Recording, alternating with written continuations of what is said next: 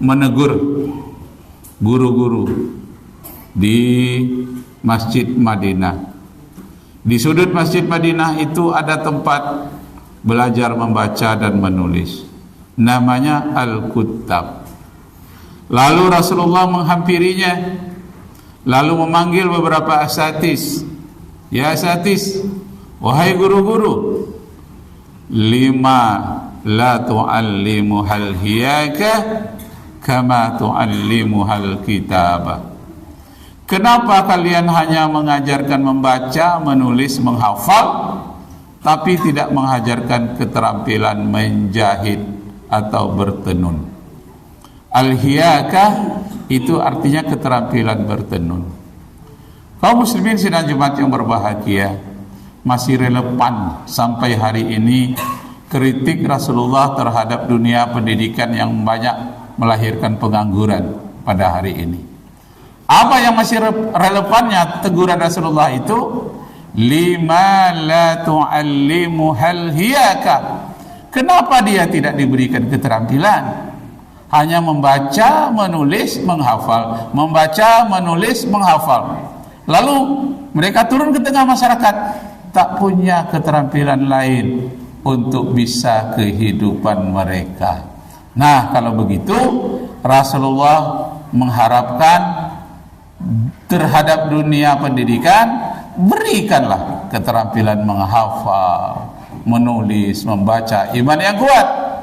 Tapi jangan lupa tangannya berikan jugalah keterampilan untuk hidupnya sesuai dengan situasi daerahnya, atau sesuai dengan zamannya, atau sesuai dengan teknologi pada zaman itu.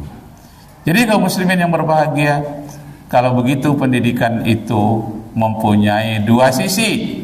Sisi yang pertama, keterampilan untuk mengisi otaknya, kemudian ilmu untuk mengisi hatinya, imannya, tapi beri juga lah keterampilan untuk mengisi tangannya. Tangan mereka harus terampil.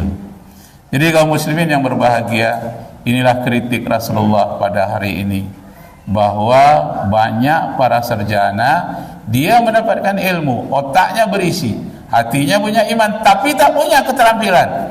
Terjadi pengangguran, jumlahnya jutaan sarjana menganggur. Itulah dosa-dosa perguruan tinggi terhadap bangsa di negara ini, di mana mencetak sarjana di wisuda sebanyak-banyaknya, tapi banyak yang tak terampil, artinya tidak mandiri.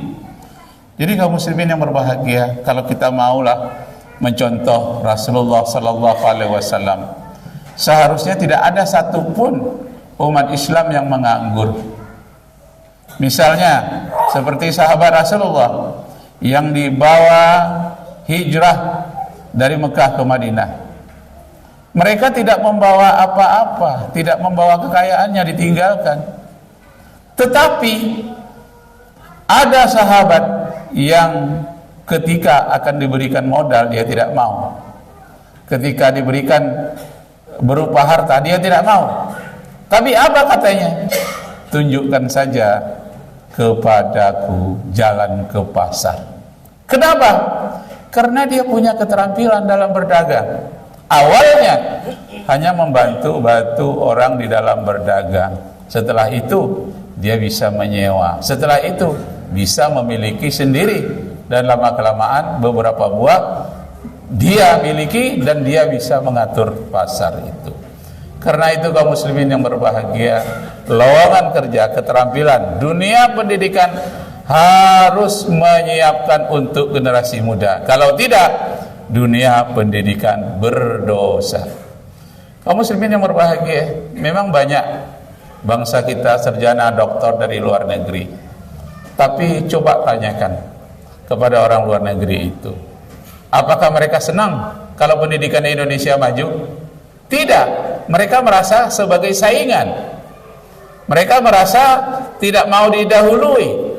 Karena itu umat Islamlah harus mandiri, seperti kata Rasulullah sallallahu alaihi wasallam, di mana pada waktu itu umat Islam mengambil benang dari Persia, kapas dari Mesir, kemudian menjahitnya pun dari Persia juga, dari Romawi.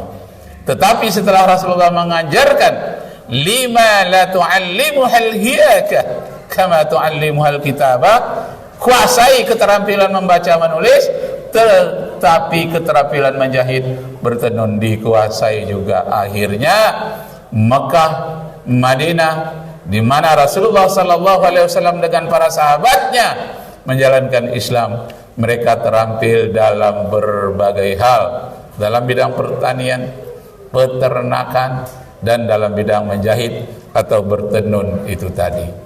Nah, kaum muslimin yang berbahagia, ini masih relevan pada hari ini. Intinya kalau kita ambil, tentu intinya sesuai dengan keterampilan di zaman sekarang ini. Tidak harus berternak seperti Rasulullah berternak kambing, tidak harus berniaga kecil-kecilan di pasar. Mungkin cakupannya bisa lebih besar dan jangkauannya lebih banyak sesuai dengan alat komunikasi di zaman sekarang ini. Kaum muslimin sidang Jumat yang berbahagia, dan kemudian adab terhadap murid, adab terhadap guru, adab terhadap mata pelajaran yang dipelajari, itu semuanya sudah tercakup ada di dalam kitab Adabul Ilmi wal Muta'allim. Adab di dalam berinteraksi dalam dunia pendidikan. Adab terhadap guru, yang pertama harus memberi salam murid terlebih dahulu terhadap gurunya. Adabnya begitu. Bertemu murid dan guru, muridlah terlebih dahulu yang memberi salam. Yang kedua, tidak banyak berbicara di hadapan guru. Yang ketiga, berdiri ketika guru berdiri. Yang keempat, tidak menyangkal penjelasannya. Yang kelima, tidak bertanya kepada teman ketika guru sedang menerangkan. Yang keenam, tidak boleh tertawa yang berlebihan. Kemudian yang ketujuh, apabila berbeda pendapat dengan guru, tidak boleh langsung menantangnya, tapi bertanyalah dengan sopan. Yang kedelapan, berpakaian dengan sopan di hadapan guru. Yang kesembilan, tidaklah bertanya yang sifatnya menyudutkan atau merendahkan. Yang ke-10, haruslah mengetahui saatnya di mana seorang guru lelah atau merasa letih. Yang ke-12, hormat kepada haknya, hak asasi sebagai seorang pendidik.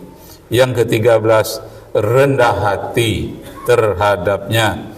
Yang ke-14, sabar dan maafkan kalau mereka tersalah. Karena guru tidak ada yang sempurna, pasti ada sisi-sisi kekurangannya. Kaum muslimin sidang Jumat yang berbahagia, kenapa demikian? Karena dari gurulah lahirnya kelak beberapa tahun kemudian cikal bakal ulama, alim, dan orang-orang yang berilmu pengetahuan menjadi pejabat, menjadi pemimpin-pemimpin negara. Dari merekalah munculnya pemimpin-pemimpin tersebut. Akhirnya kaum muslimin yang berbahagia, kita bacakan satu hadis dari Rasulullah sallallahu alaihi wasallam. Ya'ti 'alan nasi zamanun la tutaqul ma'isyata fihim illa bil ma'siyat hatta yukazziba ar-rajulu wa yahlif fa idza kana dzalika zamanun fa 'alaikum bil harb. Akan datang suatu masa nanti manusia-manusia jahil gemarnya berbuat maksiat, gemarnya berdusta. Karena itu hendaklah kamu melarikan diri, kata Rasulullah. Para sahabat bertanya, ila ainal mihrab ya Rasulullah? Rasulullah menjawab, ila Allahi ta'ala, ila kitabihi, wa ila sunnatin nabi. Nah, siapa yang mengerti tentang sunnah Nabi? Tentu para guru, orang-orang yang alim. Dalam hadis lain lagi dinyatakan, innallaha la yaqbidul ilma intiza'an yantazi'uhu al-ibadu walaki yaqbidul ilma biqabdil ulama hatta idza lam yabqi 'alimun